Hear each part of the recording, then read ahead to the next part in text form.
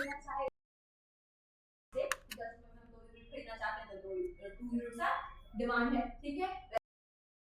10 रुपए में 3 यूनिट खरीदना चाहते हैं तो 3 यूनिट हमारा डिमांड कहलाएगा। 4 खरीदना चाहते हैं 4 कहलाएगा। अगर 10 में 1 खरीदना चाहते हो तो 1 कहलाएगा हमारा डिमांड। तो क्या है ये डिमांड। डिमांड का बेसिकली मतलब यही होता है कि किसी भी कमोडिटी को के क्वांटिटी को हम कितना खरीदना चाहते हैं किसी एक पर्टिकुलर प्राइस पे, तो वो क्या कहलाता है, डिमांड कहलाता है। अब डिमांड का हमको क्या पढ़ना होता है, फंक्शन पढ़ना होता है। यानी कि ये कह तो रहे हैं नॉर्मली हम लोग कि अगर कितना कोई पर्टिकुलर प्राइस है उस प्राइस पे हमको कोई भी क्वांटिटी डिमांड कर रहे हैं, कोई भी क्वांटिटी खरीदना चाहते हैं तो वो क्या है, हमारा डिमांड है, ठीक है। लेकिन उसको हम लोग मैथ्स के टर्म्स में या फिर उसको नंबर के टर्म्स में कैसे पता चलेगा, ठीक है। उसके लिए हम लोग क्या पढ़ते हैं, डिमांड फंक्शन पढ़ा जाता है। फंक्शन वर्ड का मतलब क्या होता है, रिलेशन, ठीक है। मैथ्स में भी पढ़ते होंगे, फंक्शन वर्ड का मतलब क्या होता है, रिलेशन। अगर हम कह रहे हैं डिमांड फंक्शन, इट मींस कि डिमांड का किसके साथ कैसा रिलेशन है, क्योंकि डिमांड अकेले तो होगा नहीं, कैसा है कि डिमांड है और बस डिमांड आप खुद में काम करता है। डिमांड को अफेक्ट करने वाला बहुत सारा फैक्टर होगा। जैसे अगर सर्दी का मौसम है तो स्वेटर का डिमांड बहुत ज्यादा होता है।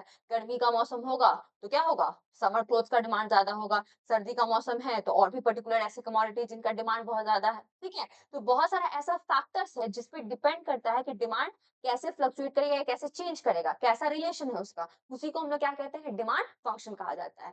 डिमांड फंक्शन क्या होता है, it is the functional relationship between demand and factors affecting demand.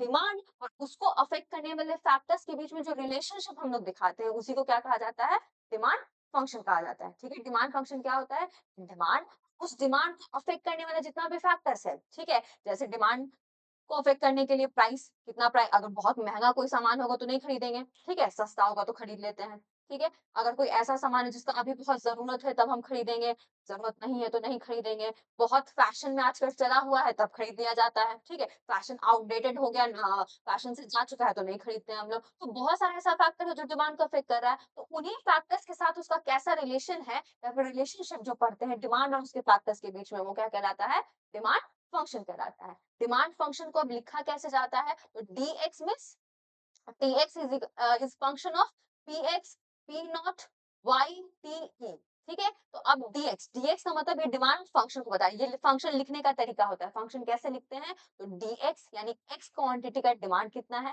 ठीक है, is a function of px p o y t and e, ठीक है। अब इन सबको देखिए ये क्या है, मतलब कि ये जो डिमांड ऑफ एक्स कमोडिटी है ये किस पे डिपेंडेंट है, फिर इसका फैक्टर क्या क्या है, तो px है, पी नॉट है, वाई है, टी है एंड ई है। अब ये 5 होता क्या है, इसको हम लोगों को जानना है, ठीक है। तो ये क्या कहलाया, हमारा डिमांड फंक्शन कहलाया है। उस ये जितना भी फैक्टर्स है उसको हम लोग आगे देखेंगे कि क्या क्या फैक्टर्स होता है। अब जब डिमांड के बारे में बात करें तो डिमांड 2 तरीके का हो सकता है, एक इंडिविजुअल डिमांड हो सकता है, एक मार्केट डिमांड हो सकता है, ठीक है। इंडिविजुअल मीन्स कि कोई एक पर्टिकुलर इंसान का डिमांड, जैसे मेरा खुद का कुछ डिमांड होगा, ठीक है, कि हम 10 रुपए में 1 यूनिट खरीदना चाह रहे हैं तो वो मेरा डिमांड है, ठीक है। वैसे ही अगर हम कोई दूसरा पर्सन होगा जो 10 रुपए में भी हो सकता है 2 यूनिट खरीदना चाहता हो, हम 1 यूनिट खरीद रहे हैं, वो 2 यूनिट खरीदना चाहता हो। उस तरीके से तीसरा कोई पर्सन होगा जो 10 रुपए में भी 5 यूनिट खरीदना चाहता होगा, ठीक है। तो सबका खुद का अपना अपना डिमांड, ठीक है। तो जब इंडिविजुअल बेसिस पे पढ़ते हैं तो वो कैसा कहलाता है, इंडिविजुअल डिमांड कहलाता है, ठीक है। इंडिविजुअल डिमांड क्या होगा, individual demand function shows that how demand for a commodity or demanded by individual consumer, individual consumer जो है वो कितना क्वांटिटी डिमांड कर रहा है किसी पर्टिकुलर प्राइस पे, वो क्या कहलाता है, इंडिविजुअल डिमांड कहलाता है, ठीक है। किसी इंडिविजुअल के बारे में जब बात करेंगे, 2 लोग नहीं, 3 लोग नहीं, पूरा कंट्री नहीं, कुछ नहीं, क्या, बस एक कोई इंसान की कोई एक इंडिविजुअल किसी पर्टिकुलर प्राइस पे कितना क्वांटिटी को डिमांड कर रहा है वो क्या कहलाता है, इंडिविजुअल डिमांड कहलाता है, ठीक है। अब इंडिविजुअल डिमांड का क्या यहाँ पे फैक्टर्स हो जाएगा, तो जो यहाँ पे जो हम लोग सेम देखें कि dx is equal to function of px p not by e and t, वैसे ही यहाँ पे भी है dx is a function of px pr by t and e, ठीक है। यानी कि इंडिविजुअल डिमांड को कौन कौन सा फैक्टर्स अफेक्ट करेगा, तो ये जो 5 फैक्टर्स लिखा हुआ है ये सारा अफेक्ट करेगा, क्लियर है ये, ठीक है। ऐसे ही हमारा क्या होता, अब यहाँ पे वो सारा फैक्टर्स जो कि क्या है, अफेक्ट करता हो इंडिविजुअल डिमांड। इंडिविजुअल डिमांड क्या है, सबसे पहला जो हम लोग यहाँ फैक्टर देख रहे हैं पीएक्स। पीएक्स का मतलब क्या होता है, हम लोग पहले भी लिखते हैं पीएक्स। तो पीएक्स का मतलब क्या है, प्राइस ऑफ एक्स, ठीक है, प्राइस ऑफ एक्स, यानी किसी भी क्वांटिटी किसी भी कमोडिटी का जो डिमांड है वो किस पे डिपेंड करता है, उसके प्राइस पर डिपेंड करता है। कैसे? प्राइस बहुत ज्यादा होगा तो क्या ज्यादा हम लोग खरीदते हैं? नहीं खरीदते, जितना जरूरत होगा उतना ही खरीदते हैं। लेकिन प्राइस अगर बहुत कम हो तो हो सकता है कि जरूरत से ज्यादा खरीद लिया जाए, ऐसा होता है, ठीक है? तो इट इट मीन्स कि अगर प्राइस कम होगा तो क्वांटिटी डिमांड ज्यादा करेंगे, और प्राइस अगर ज्यादा होगा तो क्वांटिटी डिमांड कम किया जाएगा। यानी पहला फैक्टर जो डिमांड को अफेक्ट करता है वो क्या होता है? उसका खुद का प्राइस होता है। कि कितना प्राइस है उस पर डिपेंड करेगा कि कितना डिमांड किया जा रहा है। ऑब्वियस बात है, जनरली तुम लोग भी खरीदने जाते होगे, बहुत महँगा है, बजट से बाहर है तो नहीं खरीदते हैं, नहीं करते हैं उसका डिमांड, ठीक है? अगर बहुत सस्ता है तो मे बी हो सकता है 1 की जगह 2 खरीद लिया जाए, उसके डिमांड को बढ़ा देते हैं, ठीक है? तो पहला फैक्टर क्या हो गया हमारा? Own price of the commodity. जो भी कमोडिटी उसका खुद का प्राइस कि वो है कितने का, उस पे डिपेंड करता है। दूसरा क्या है फैक्टर हमारा? Price of related goods. Related goods का प्राइस कितना है? अब रिलेटेड गुड्स क्या होता है? तो 2 तरीके का होता है, एक है सब्स्टिट्यूट गुड्स और दूसरा कॉम्प्लीमेंट्री गुड्स। अब ये 2 गुड का नाम पढ़ रहे हैं हम लोग, ठीक है? एक क्या है? सब्स्टिट्यूट गुड्स कहा जा रहा है, और एक क्या है? कॉम्प्लीमेंट्री गुड्स, ठीक है? सब्स्टिट्यूट गुड्स कौन सा गुड्स होता है? जिसको एक की जगह यूज किया जा सके, ठीक है? या फिर एक दूसरे के बदले यूज किया जा सके। जैसे टी एंड कॉफी, ठीक है? अगर कोई टी एंड कॉफी कंज्यूम करने वाले लोग हैं, ठीक है? और टी नहीं मिल रहा है तो उसकी जगह किसको यूज कर लिए? कॉफी कंज्यूम कर लिए, ठीक है? कॉफी अगर नहीं मिल रहा है तो टी को कंज्यूम कर लिया गया, हो सकता है ये। पेन, ठीक है? पेन एंड पेंसिल, पेन से अगर लिखना है, पेन नहीं है तो पेंसिल से लिखा जा सकता है, और अगर पेंसिल नहीं है तो पेन से लिखा जा सकता है। यानी एक दूसरे की जगह जिसको यूज किया जा सके वो क्या कहलाता है? सब्स्टिट्यूट गुड्स कहलाता है, ठीक है? सब्स्टिट्यूट गुड्स यानी कि एक दूसरे की जगह जिसको यूज किया जा सके। नेक्स्ट है हमारा कॉम्प्लीमेंट्री गुड्स। कॉम्प्लीमेंट्री गुड्स किसको कहा जाता है? वैसे गुड्स को जिसको साथ में यूज किया जाता हो, एक दूसरे की जगह नहीं, साथ में यूज करेंगे। जैसे यहाँ पे पेट्रोल एंड कार, ठीक है? सिर्फ पेट्रोल का कुछ नहीं कर सकते और कार सिर्फ रखा है तो कुछ नहीं कर सकते। दोनों कमोडिटी ऐसा कमोडिटी है जिसको साथ में यूज करना होगा। पेट्रोल अगर कार चलाना है तो पेट्रोल चाहिए होगा तभी चलेगा। तो इस टाइप का गुड जिसको साथ में यूज किया जाता है उसको हम लोग क्या कहते हैं? कॉम्प्लीमेंट्री गुड कहा जाता है। क्लियर है? ठीक है? तो रिलेटेड गुड्स कितने तरीके का होता है? 2 तरीके का। सब्स्टिट्यूट गुड्स जो कि एक दूसरे के बदले जिसको यूज किया जा सके, बोलते हैं ना सब्स्टिट्यूट करना, इसकी जगह उसको सब्स्टिट्यूट करके। सब्स्टिट्यूट का मतलब क्या? कि एक की जगह दूसरे को यूज किया जा रहा हो, तो वैसा गुड जिसको एक से रिप्लेस किया जा सकता हो। कॉम्प्लीमेंट्री गुड वैसा गुड जिसको साथ में यूज करना होगा, ठीक है? जैसे कार एंड पेट्रोल हो गया, पेन एंड इंक हो गया। अब पेन है इंक नहीं है, ठीक है? या इंक है और पेन नहीं है तो क्या यूज कर पाएंगे? नहीं कर पाएंगे। तो वो दो कमोडिटी ऐसे कमोडिटी जिसको साथ में यूज कर सकते हैं हम लोग, ठीक है? तो ये हो गया। अब प्राइस ऑफ रिलेटेड गुड से भी अफेक्टेड होता है क्या हमारा? डिमांड, ठीक है? कैसे? अब सिंपल समझो कि हमारा जो सब्स्टिट्यूट गुड्स है, सब्स्टिट्यूट गुड्स में हम लोग एग्जांपल टी एंड कॉफी ही लेते हैं, ठीक है? अब टी का प्राइस अगर बढ़ जाए तो हम लोग क्या सब्स्टिट्यूट गुड्स उसको सब्स्टिट्यूट नहीं कर देंगे? ऐसे सिंपल समझो कि तुम गए शूज लेने एडिडास का, ठीक है? गए शूज लेने और पता चला कि नहीं ये मेरे बजट से बाहर है। मेरा 5,000 रुपए बजट था और पता चला कि शूज जो है वो 6,000 रुपए का दे रहा है, ठीक है? तो अब क्या है? तो एडिडास की जगह किसी और को हम यूज कर करेंगे, ठीक है? या फिर हो सकता है कि एडिडास की जगह किसी और ब्रांड का हम शूज ले लें, हो सकता है या नहीं हो सकता है, ठीक है? तो क्या है यहाँ पे? तो हम क्या किए? सब्स्टिट्यूट किए। यानी कि अगर एक पर्टिकुलर कमोडिटी का प्राइस ज्यादा होगा तो दूसरे कमोडिटी यानी दूसरे सब्स्टिट्यूट गुड्स का डिमांड बढ़ जाएगा। क्यों? क्योंकि उससे लोग कहाँ चले जाएंगे? शिफ्ट हो जाएंगे, दूसरे वाले पे शिफ्ट हो जाएंगे। समझो कि हम गए थे एडिडास का डिमांड करने के लिए, क्योंकि प्राइस एडिडास का ज्यादा था तो हम किसका डिमांड कर लिए? हो सकता है नाइकी का डिमांड कर लिए या फिर कोई भी और कैंपस का शूज का डिमांड कर लिए। तो प्राइस किसका बढ़ा? एडिडास का। हम डिमांड किसका बढ़ा दिए? दूसरे कंपनी का, ठीक है? तो यानी सब्स्टिट्यूट गुड्स का क्या हुआ? डिमांड बढ़ गया। तो इसका मतलब सब्स्टिट्यूट गुड्स भी अफेक्ट करता है किसको? डिमांड ऑफ कमोडिटी को, ठीक है? Next complementary good. Complementary good को समझो, अगर प्राइस पेट्रोल का बढ़ जाएगा तो क्या क्वांटिटी या फिर उतना ही कार चलाएंगे जितना पहले चला रहे थे, या उसमें वेरिएशन आएगा? आएगा, ऑब्वियस सी बात है। पेट्रोल जब बहुत महंगा हो जाता है तो सोचते हैं ना कि क्या गाड़ी का यूज करें, पैदल ही चले जाते हैं, ऐसा सोचते हैं, ठीक है? तो क्या है यहाँ पे कि पेट्रोल का प्राइस अगर बढ़ेगा तो कार की डिमांड पे इफेक्ट पड़ेगा, पड़ेगा, ठीक है? तो यहाँ पे क्या है? दूसरा हमारा जो फैक्टर है वो क्या है? हमारा कॉम्प्लीमेंट्री गुड्स, जिसमें क्या है कि एक के प्राइस के बढ़ने की वजह से दूसरे का डिमांड क्या हो जाता है? घट जाता है। क्लियर है ये? बोलो क्लियर है? ठीक है। ये क्या हो गया हमारा दूसरा फैक्टर।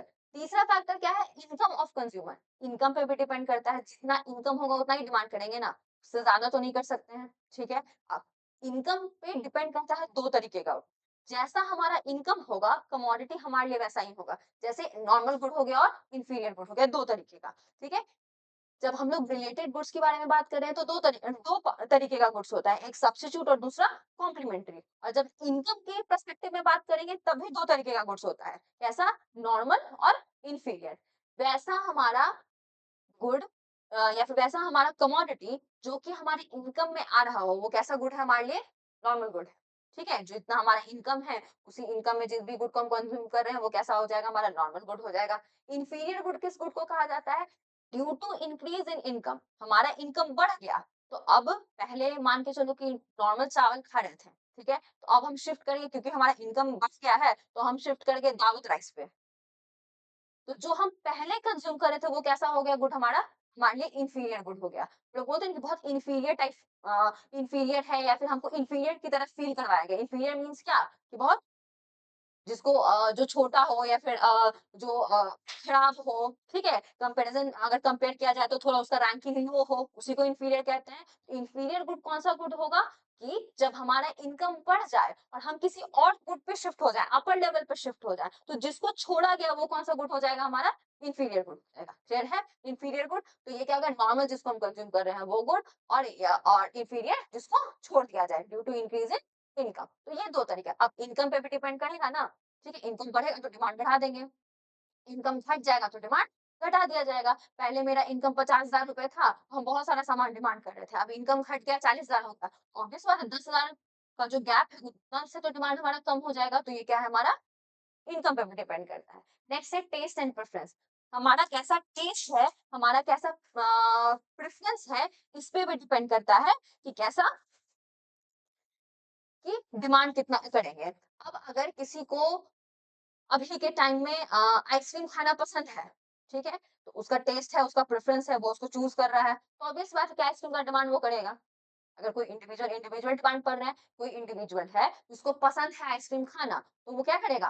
आइसक्रीम कंज़्यूम करेगा। कोई ऐसा उसी की जगह कोई ऐसा पर्सन जिसको आइसक्रीम खाना नहीं पसंद है, तो वो डिमांड नहीं करेगा। तो यानी टेस्ट एंड प्रेफ़रेंस पे भी डिपेंड करता है कि कितना डिमांड किया जाएगा और कितना नहीं किया जाएगा, ठीक है? टेस्ट एंड प्रेफ़रेंस में है हमारे हम प्रेफ़र करते हैं किसी कमोडिटी को, तो कंज़्यूम करेंगे, प्रेफ़र नहीं करते हैं, नहीं करेंगे। तो क्या है टेस्ट एंड प्रेफ़रेंस। नेक्स्ट है एक्सपेक्टेशन। एक्सपेक्टेशन किस चीज़ का? चेंज इन प्राइस का। अगर ये फ्यूचर एक्सपेक्टेशन हो कि प्राइसेस चेंज होने वाला है, ठीक है? जैसे अगर प्याज पहले मिल रहा था 20 रुपए केजी, ठीक है? और अगले दिन गया और पता चला कि प्याज जो है वो 25 रुपए केजी हो गया। नेक्स्ट डे गए तो पता चला 30 रुपए केजी हुआ। तो हमारे मन में ये एक्सपेक्टेशन हो जाता है कि आने वाले टाइम में प्राइसेस बढ़ने वाला है। तो हम क्या करते हैं एक साथ बल्क में खरीद के ले आते हैं। करते हैं, ठीक है? जब हमको ये पता होता है कि प्राइसेस अब इंक्रीज़ होने वाला है, तो उसके पहले ही हम डिमांड कर लेते हैं, ताकि बढ़े हुए प्राइसेस पे हमको नहीं खरीदना पड़े। तो फ्यूचर एक्सपेक्टेशन जो हमारा होगा प्राइसेस के लिए, कि अगर प्राइसेस बढ़ने वाला होगा, तो हम अभी ही डिमांड बढ़ा देंगे। जितना भी हमारा प्राइस होगा, उसी पे हम डिमांड को क्या करेंगे? बढ़ा देंगे। अगर फ्यूचर एक्सपेक्टेशन ये हो कि प्राइस घटने वाला है, तो वेट कर लेंगे। करेंगे ना वेट कि हाँ, जब प्राइस कम हो जाएगा ना तब खरीदेंगे उसको, ठीक है? तो क्या है यहाँ पे कि फ्यूचर एक्सपेक्टेशन पे भी डिपेंड करता है कि हमारा डिमांड कैसा होगा। अगर एक्सपेक्टेशन होगा कि प्राइसेस बढ़ने वाला है, तो हम क्या करेंगे? अभी डिमांड बढ़ा देंगे, ठीक है? जब एक्सपेक्टेशन होगा कि प्राइस घटने वाला है, तो अभी डिमांड क्या करेंगे? घटा देंगे। ये सोचेंगे कि अच्छा प्राइस घटने देते हैं तब खरीदा जाएगा।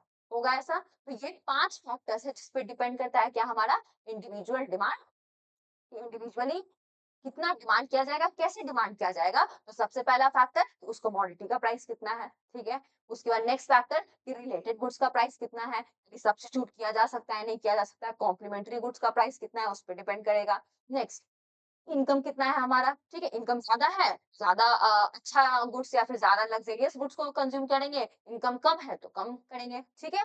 नेक्स्ट हमारा टेस्ट एंड प्रेफ़रेंस कैसा हमारा टेस्ट है, कैसा प्रेफ़रेंस है, इस पे डिपेंड करेगा एंड लास्ट है हमारा फ्यूचर एक्सपेक्टेशन या एक्सपेक्टेशन कि कैसा प्राइसेज़ में क्या किस तरीके का चेंज आने वाला है, अगर चेंज आने वाला है, तो हम अपने डिमांड को बढ़ाएँगे या घटाएँगे, क्लियर है ये? ठीक है? नेक्स्ट है हमारा क्या मार्केट डिमांड, जैसे इंडिविजुअल डिमांड बढ़े वैसे ही क्या होता है हमारा मार्केट डिमांड होता है। मार्केट डिमांड में क्या होगा कि एक पर्टिकुलर मार्केट का जब साथ में डिमांड बढ़ा जा रहा हो, तो वो क्या है मार्केट डिमांड। जैसे इंडिविजुअल में एक इंडिविजुअल का पढ़ रहे थे, इसमें क्या होगा कि सारे कंज्यूमर्स का सम टोटल करके पढ़ेंगे। तो क्या है मार्केट डिमांड? कि market demand refers to the sum total of the quantities demanded by all the individuals. जितने भी इंडिविजुअल्स अलग-अलग थे, सबका जब सम टोटल कर देंगे, जोड़ देंगे, तो वो क्या कहलाएगा हमारा? मार्केट डिमांड कहलाएगा। ठीक है? मार्केट डिमांड, अब जैसे इंडिविजुअल डिमांड का अपना फैक्टर था, वैसे मार्केट डिमांड का भी अपना अपना फैक्टर होगा। ठीक है? तो मार्केट डिमांड का फैक्टर्स में टोटल देखो कितना है, 1 2 3 4 5 6 7, टोटल 7 फैक्टर्स के बारे में बात कर रहा है। ठीक है? इस 7 में से जो पहला देखो पीएक्स, यहाँ भी पीएक्स था। ठीक है? नेक्स्ट है क्या? पीआर, यानी प्राइस ऑफ रिलेटेड गुड्स, यहाँ भी पीआर है।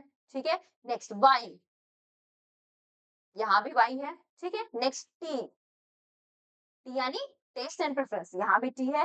ई, और यहाँ भी ये ई, यानी कि मार्केट डिमांड का जो फैक्टर्स में पहला 5 फैक्टर है वो इंडिविजुअल डिमांड वाला ही है। ठीक है? वही सारा फैक्टर जो यहाँ पे हम लोग 5 देखे, क्या-क्या? पहला प्राइस ऑफ ओन गुड्स। ठीक है? तो price of own goods, price of own good या फिर ओन कमोडिटी, तो पीएक्स हो गया। ठीक है? Price of related goods, PR हो गया।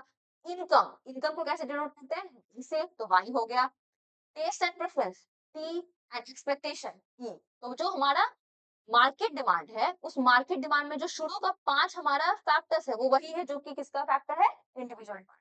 इसके बाद P and D, 2 extra factor है जो कि किसको अफेक्ट करता है? मार्केट डिमांड को करता है। उस फैक्टर्स को हम लोग देखेंगे। ये सारा वही है, price of commodity, price of related good, उस रिलेटेड गुड में सब्स्टिट्यूट आ गया हमारा, कॉम्प्लीमेंट्री आ गया। नेक्स्ट इनकम ऑफ कंज्यूमर, की कंज्यूमर का इनकम कैसा है उस पर डिपेंड करेगा। टेस्ट एंड प्रेफरेंस कैसा है उस पर डिपेंड करेगा। एक्सपेक्टेशन कैसा है, यानी चेंज इन प्राइस का क्या एक्सपेक्टेशन है उस पर डिपेंड करेगा। नेक्स्ट है हमारा पॉपुलेशन। पी का मतलब, इसमें एक जो हमारा लास्ट में पी और डी है, उसमें पी का मतलब क्या है? पॉपुलेशन। ठीक है? पॉपुलेशन कितना है? क्योंकि हम लोग मार्केट डिमांड को पढ़ रहे हैं, तो पॉपुलेशन को भी तो ध्यान में रखना होगा, क्योंकि अगर पॉपुलेशन ज्यादा होगा तो ज्यादा क्वांटिटी डिमांड होगा। होगा कि नहीं होगा? जैसे अगर इंडिया का पॉपुलेशन कह रहे हैं कि 140 करोड़ है, तो ऑब्वियस बात है 140 करोड़ है, तो यहाँ डिमांड भी बहुत ज्यादा होगा as compare to other nation जहाँ पे बहुत कम पॉपुलेशन है। तो पॉपुलेशन भी एक फैक्टर है जिस पे डिपेंड करता है कि कितना डिमांड होगा। ठीक है? नेक्स्ट हमारा क्लाइमेट। क्लाइमेट का में क्या है कि कैसा क्लाइमेट है, कमोडिटी भी डिमांड किया जाता है अकॉर्डिंग टू क्लाइमेट। अब क्या गर्मी के टाइम में स्वेटर का डिमांड करेंगे? करेंगे स्वेटर का डिमांड? नहीं। अभी के टाइम में क्या समर क्लोथ का डिमांड करेंगे? नहीं करेंगे। ठीक है? क्योंकि जैसा क्लाइमेट, जैसा एनवायरनमेंट होगा, उसी तरीके का डिमांड किया जाएगा।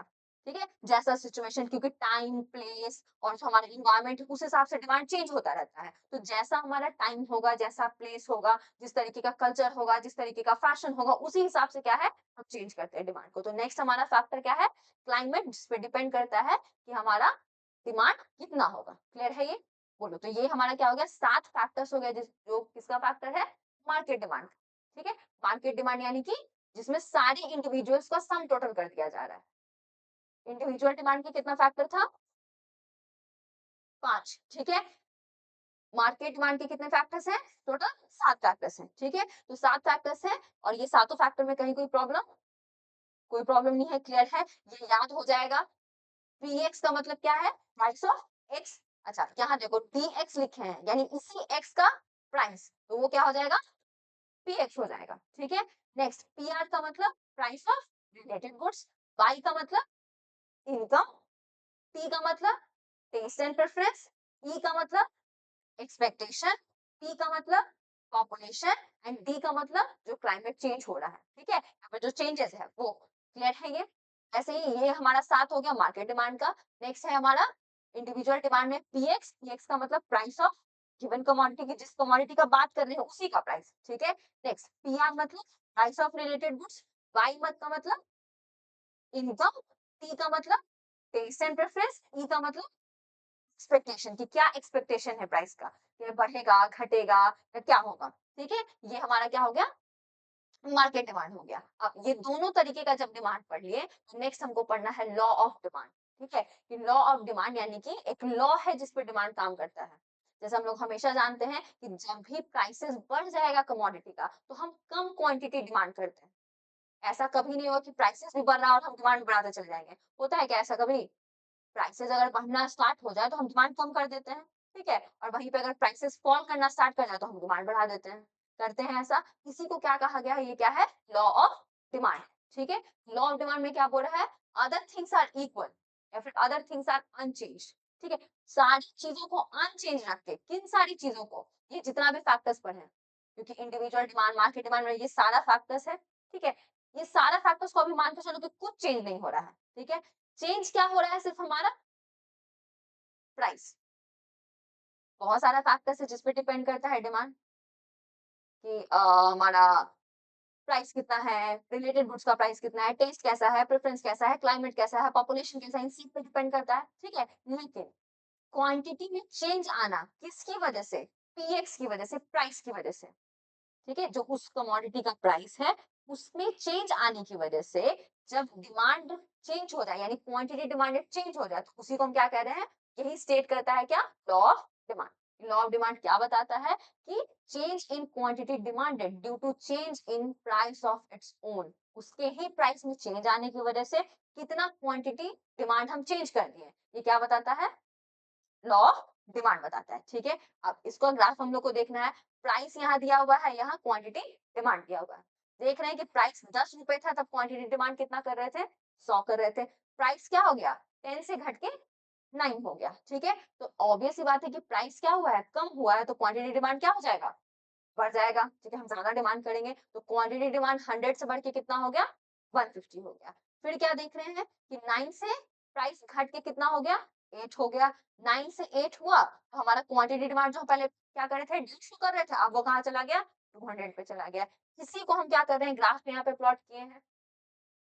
क्या है? वाई एक्सिस पे प्राइस को शो कर रहे हैं एंड एक्स एक्सिस पे हमारा क्या बता रहा है? डिमांड बता रहा है, ठीक है? प्राइस हमारा क्या है? जब 10 है, ठीक है? तो हम क्वांटिटी डिमांड कितना कर रहे हैं? 100 कर रहे हैं। क्लियर है ये?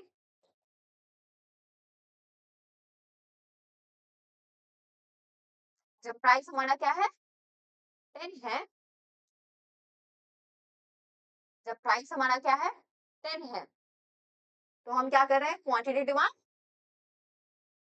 100 कर रहे हैं। जब प्राइस हमारा क्या हो गया? 9 हो गया, तो क्वांटिटी डिमांड को हम क्या कर दिए? बढ़ा दिए। तो क्वांटिटी डिमांड जो पहले यहाँ था, वो यहाँ से बढ़ के कहाँ चला आया? यहाँ चला आया। क्यों? क्योंकि प्राइस पी से कहाँ चला आया?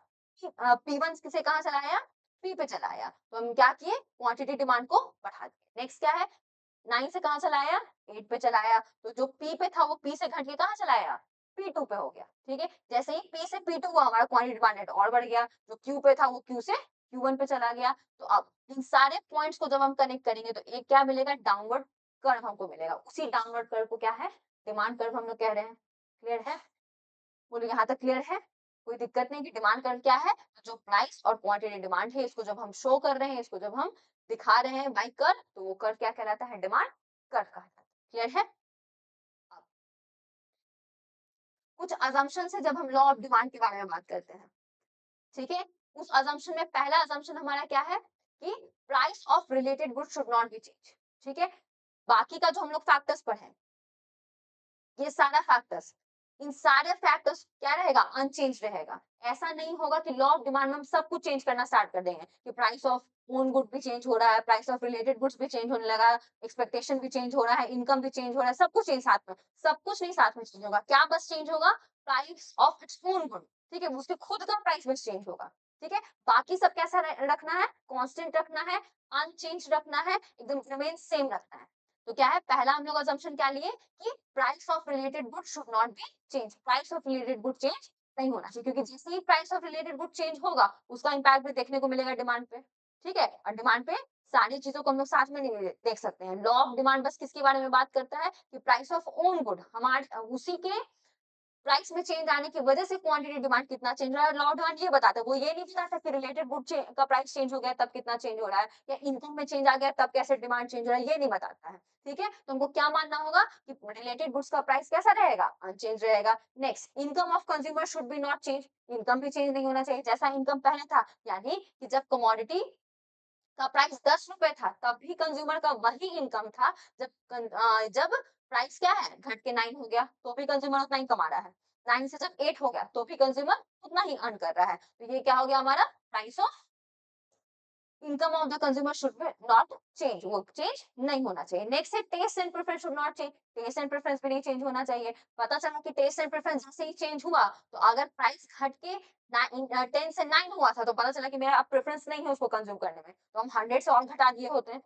हो सकता था ना कि अब प्रेफरेंस नहीं है, हमको नहीं चाहिए वो चीज़। जो हम 100 यूनिट खरीद रहे थे या 100 क्वांटिटी खरीद रहे थे ₹10 में, अब हमको नहीं चाहिए। तो क्या करेंगे, जैसे ही प्राइस घटेगा तो इसका भी क्वांटिटी डिमांडेड में भी घट जाए, क्योंकि अब प्रेफरेंस नहीं है, वो टेस्ट नहीं है, मन नहीं है वो कंज़्यूम करने का, ठीक है? तो इस वजह से ये माना गया क्या कि टेस्ट एंड प्रेफरेंस भी कैसा रहेगा? अनचेंज्ड रहेगा, उसमें किसी भी तरीके का चेंज नहीं होगा। लास्ट हमारा क्या, no change in price in future.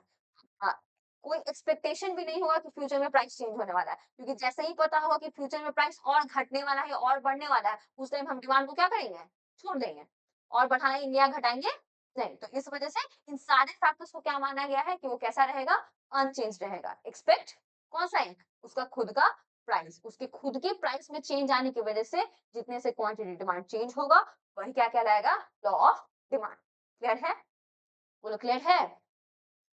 अब exceptions of law of demand कि क्या-क्या एक्सेप्शन है, कौन-कौन से केस में लॉ ऑफ डिमांड काम नहीं करेगा।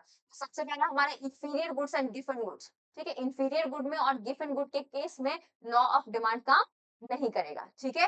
नेक्स्ट है हमारा good become scarce in future. Future में जब पता होगा कि कमोडिटी का स्कार्सिटी होने वाला है, कमोडिटी खत्म होने वाला है, तब भी क्या होगा, लॉ ऑफ डिमांड काम नहीं करेगा।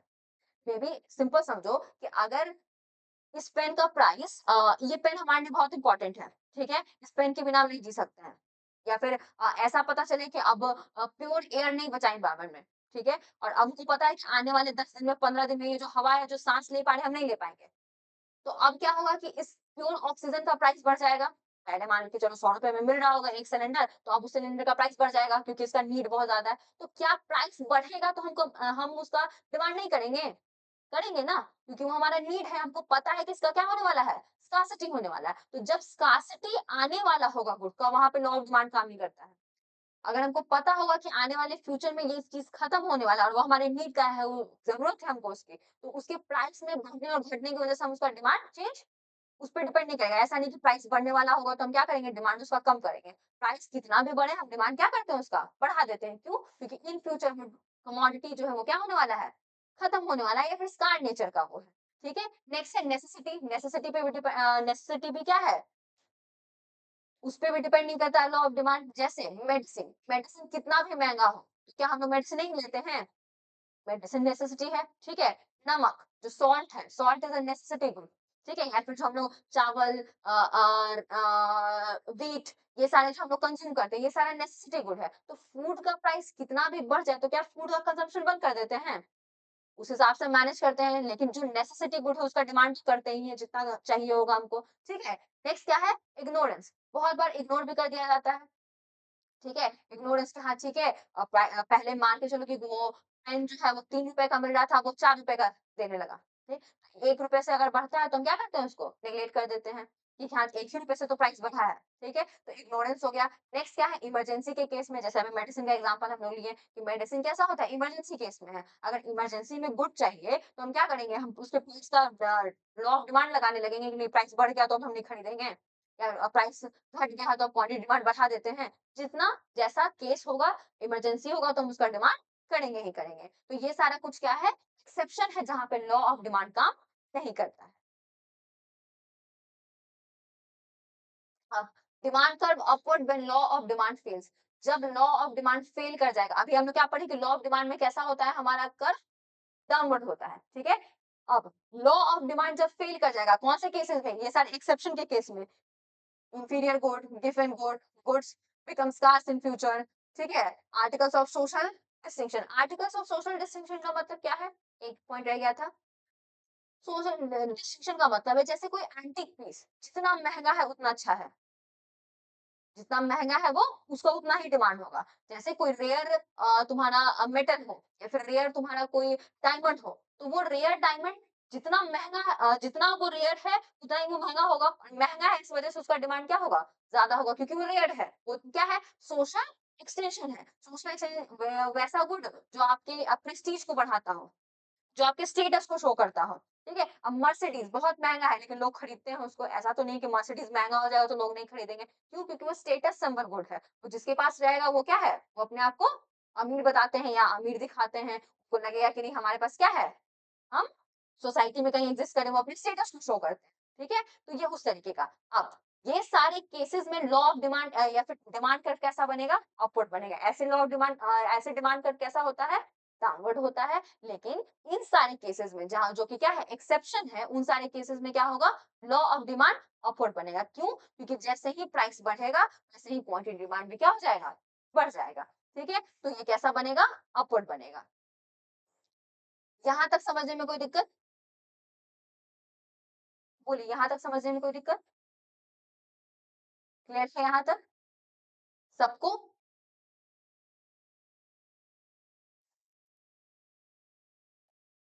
इसका डिमांड कर्व बनाइएगा, डिमांड कर्व बनाइएगा।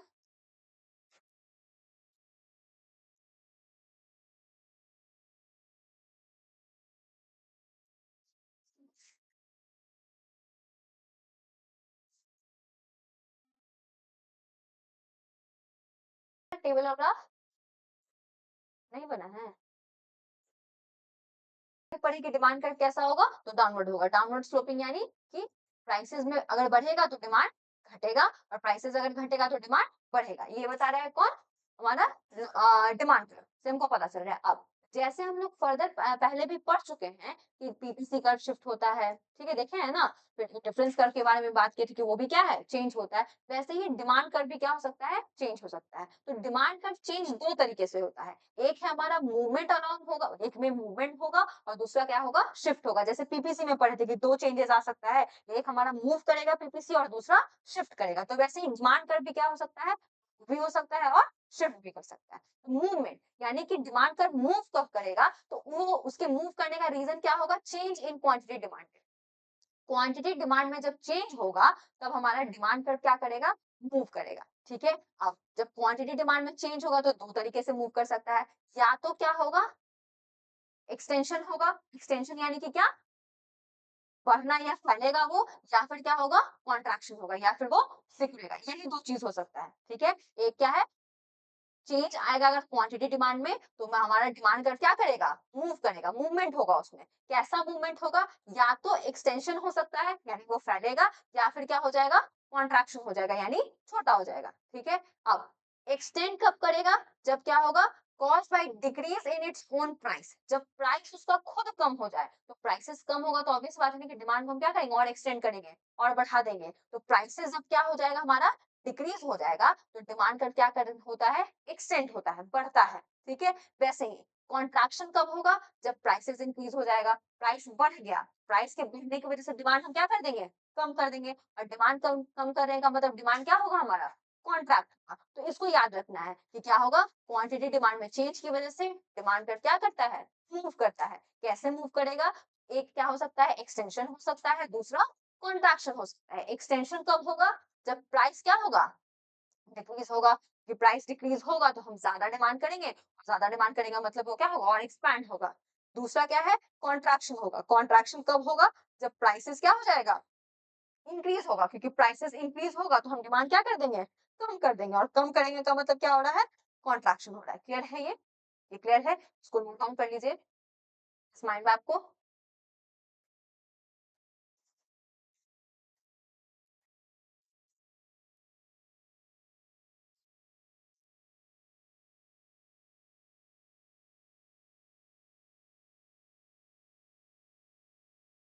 हो गया इसका?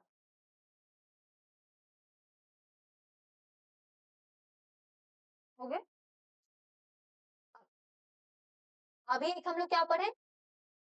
अभी क्या देखे? मूवमेंट इन डिमांड कर्व, ठीक है? कि डिमांड कर्व कब मूव करेगा, उसमें मूवमेंट होगा। दूसरा हमारा क्या है? शिफ्ट इन डिमांड कर्व, कि डिमांड कर्व शिफ्ट कब करता है, ठीक है? तो डिमांड कर्व शिफ्ट करेगा कब? जब डिमांड में चेंज आएगा। वहां पे क्या चेंज हो रहा था? क्वांटिटी डिमांड चेंज हो रहा था। यहाँ क्या चेंज होगा? डिमांड। अब बोलोगे कि क्वांटिटी डिमांड में और डिमांड फिर क्या फर्क होता है? ठीक है, बोले अगर हम ये बोले कि क्वांटिटी डिमांड चेंज हो गया, ऑब्वियस बात है डिमांड चेंज हुआ। अब सिंपल बोल देंगे उसको कि डिमांड चेंज हुआ, ठीक है? लेकिन क्वांटिटी डिमांड में चेंज होना और डिमांड में चेंज होने में फ़र्क होता है। क्वांटिटी डिमांड कब चेंज होता है? क्वांटिटी डिमांड तब चेंज होगा जब उसके प्राइसेज़ में चेंज होगा। या फिर जब उसका प्राइस चेंज होगा। जैसे बात की है ना कि 10 था, 10 से क्या हो गया 9 रुपीज़ प्राइस हो गया। तो हम लोग क्वांटिटी डिमांडेड को 100 से क्या कर दिए 150 कर दिए। तो वो क्या है हमारा क्वांटिटी डिमांड चेंज हो रहा है। जब अदर देन प्राइस, प्राइस के अलावा भी तो बहुत सारा फैक्टर्स है जो चेंज करता है, जैसे टेस्ट एंड प्रेफरेंस हो गया, इनकम हो गया, प्राइस ऑफ रिलेटेड गुड्स हो गया। इन सब में जब चेंज आएगा तो हम लोग क्या बोलेंगे कि वो क्या कर रहा है चेंज, डिमांड चेंज कर रहा है। कब? जब अदर देन प्राइस, प्राइस के अलावा बाकी फैक्टर्स जब चेंज है तो वो क्या कहलाएगा, चेंज इन डिमांड कहलाएगा। और जब प्राइस में चेंज होने की वजह से डिमांड चेंज हो रहा है तो वो कौन कैसा चेंज होगा, क्वांटिटी डिमांड चेंज होगा। क्लियर है ये दोनों चेंज में क्या फर्क है। तो ऊपर हम लोग क्या पढ़े, मूवमेंट कब होगा, जब क्वांटिटी डिमांड चेंज होगा। क्वांटिटी डिमांड चेंज होने का मतलब क्या कि उसके प्राइसेस में चेंज होगा। और शिफ्ट कब करेगा डिमांड का, जब किसमें चेंज होगा, अदर देन प्राइस, प्राइस को छोड़ के बाकी सारा जो फैक्टर्स है उसमें अगर चेंज होगा तो डिमांड कर क्या करेगा, शिफ्ट करेगा। क्लियर है दोनों। ठीक है, शिफ्ट शिफ्ट कब करेगा, मूव कब करेगा, मूव तब करेगा जब प्राइसेस में चेंज हो। ठीक है, और उसको हम लोग क्या बोलेंगे कि कैसे चेंज हो, क्या चेंज हो रहा है, क्वांटिटी डिमांड चेंज हो रहा है। ठीक है, डिमांड का शिफ्ट कब करेगा, जब प्राइस को छोड़ के जो बाकी सारा फैक्टर्स बच गया उसमें चेंज हो, तब डिमांड कर क्या होता है, चेंज होता है। कैसे, तो उसको हम लोग क्या बोलते हैं, शिफ्ट बोल। क्लियर है ये, दोनों में क्या डिफरेंस है। अब पूरे चेंज इन डिमांड, तो चेंज इन डिमांड कैसे होगा हमारा, ये भी दो तरीके का हो सकता है। एक क्या हम शिफ्ट पढ़े ना कि लेफ्टवर्ड शिफ्ट हो सकता है और राइटवर्ड शिफ्ट हो सकता है। तो वही चीज क्या है यहाँ पे कि चेंज इन डिमांड कैसा हो सकता है, दो तरीके का हो सकता है। एक डिक्रीज कर सकता है, तो डिक्रीज करेगा तो कहाँ शिफ्ट करेगा, बैकवर्ड यानी पीछे की तरफ, यानी इसको और किस नाम से हम लोग जान सकते हैं, लेफ्टवर्ड शिफ्ट। ये कैसा शिफ्ट करेगा, लेफ्टवर्ड की तरफ। कब, जब डिमांड क्या हो जाएगा हमारा, डिक्रीज होगा, कम हो जाएगा। नेक्स्ट हमारा क्या हो सकता है, जैसे इसका अपोजिट की डिमांड क्या हो जाए, इंक्रीज हो जाए। तो डिमांड जब इंक्रीज होगा तब ये किधर शिफ्ट करेगा, फॉरवर्ड की तरफ, यानी ये कैसा शिफ्ट हो जाएगा, राइटवर्ड शिफ्ट हो जाएगा। क्लियर है ये। ठीक है, एक क्या हो गया लेफ्टवर्ड शिफ्ट और दूसरा क्या हो गया राइट। लेफ्टवर्ड कब होगा, जब डिमांड घट जाएगा, लेफ्ट की तरफ शिफ्ट होगा। राइटवर्ड कब होगा, जब डिमांड बढ़ जाएगा। इसी को ग्राफ के थ्रू हम लोग देख सकते हैं कि अगर लेफ्टवर्ड शिफ्ट के बारे में बात कर रहे हैं, ये हमारा डिमांड कर्व है,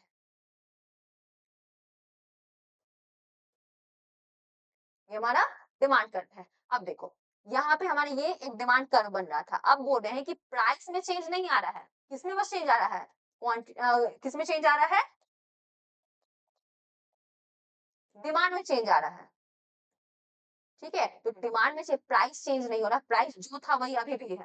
ठीक है, बस क्या हो गया, क्वांटिटी जो क्यू था वो क्या हो गया, Q1 हो गया, प्राइस अभी भी यहीं पे है। तो अब ये क्या होगा, यहाँ से एक नया डिमांड कर्व ड्रॉ हो जाएगा। और ये कैसा है, घट रहा है क्वांटिटी, यानी कि कैसा हो जाएगा, लेफ्टवर्ड शिफ्ट हो जाएगा। वैसे ही जैसे इसका अपोजिट था राइटवर्ड शिफ्ट में क्या हो जाएगा कि प्राइस ये है हमारा और ये मेरा डिमांड कर था, यानी कितना हम क्वांटिटी डिमांड कर रहे थे, इतना क्वांटिटी डिमांड कर रहे थे। ठीक है, अभी भी प्राइस जो पहले यहाँ पे पी था वही प्राइस अभी भी है, लेकिन क्वांटिटी डिमांड जो पहले हम इतना कर रहे थे, क्यू कर रहे थे, इसको बढ़ा दिया और कितना कर रहे हैं अब, Q1 कर रहे हैं। तो अब मेरा डिमांड कर कहाँ बनेगा, यहाँ पे बनेगा। तो ये क्या हो गया हमारा, राइट शिफ्ट हो गया। क्लियर है ये, बोल क्लियर है ये। ठीक है, इसको नोट डाउन करिए।